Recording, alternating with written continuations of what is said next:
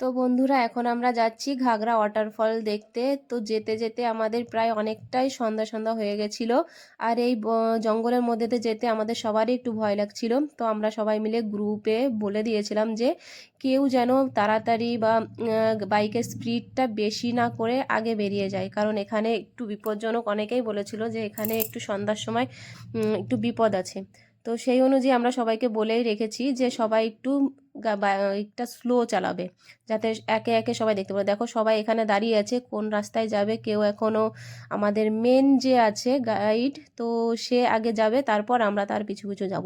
আর আমরা মেন রোডে উঠে গেছি। আর মেন রোডের ভিউটা দেখো, এপাশে ওপাশে পুরোটাই জঙ্গল, আর তার মাঝখানে আমরা রাইড করছি, এনজয় করছি। আর তোমাদের সাথে শেয়ার করছি কেমন লাগছে কি না লাগছে। তোমরা আমাদের সাথে একটু শেয়ার করো, আমাদের কমেন্টের মাধ্যমে জানিও।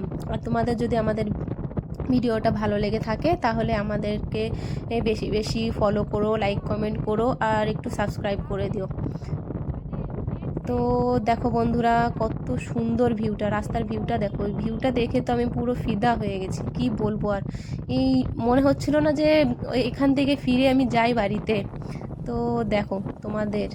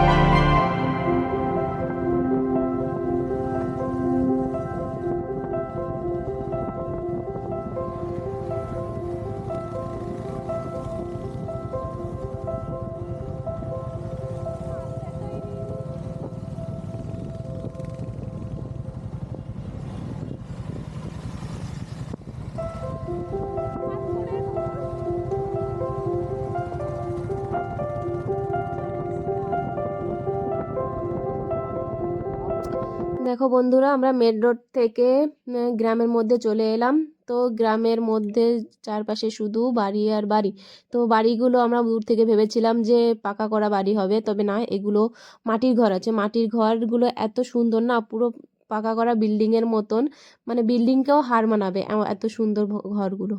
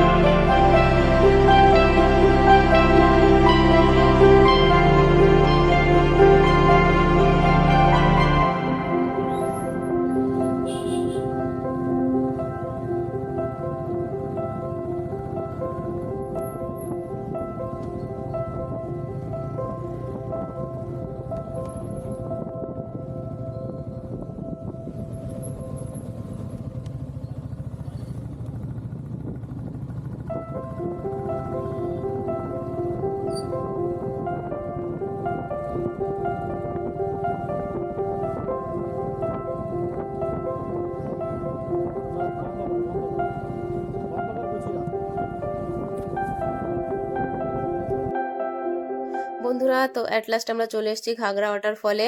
তো আসতে এতটাই আমাদের লেট হয়েছিল না, সন্ধ্যা হয়ে গেছিল পুরো। আর এখানকার ভিউটা আমরা ভালো করে নিতেও পারছিলাম না। আর দেখতেই পাচ্ছ তোমরা এখানে ভিউটা ভালো দেখা যাচ্ছে না। আর এখানকার গার্ডরাও আমাদের এখানে ঢুকতে বারণ করছিল, কারণ সন্ধ্যা হয়ে গেছে, কোথায় কি হবে, কারণ এখানে অনেক বড় বড় গাড্ডা আছে। তো সেই জন্য তারাও বারণ করছিল, আর আমরাও সবাই মিলে বেরিয়ে যাওয়ার জন্য একটু তাড়াহুড়ো করছিলাম। যাই হোক, আমাদের ভিডিও যদি তোমার ভালো লেগে থাকে তাহলে লাইক কমেন্ট সাবস্ক্রাইব করে পাশে থাকো।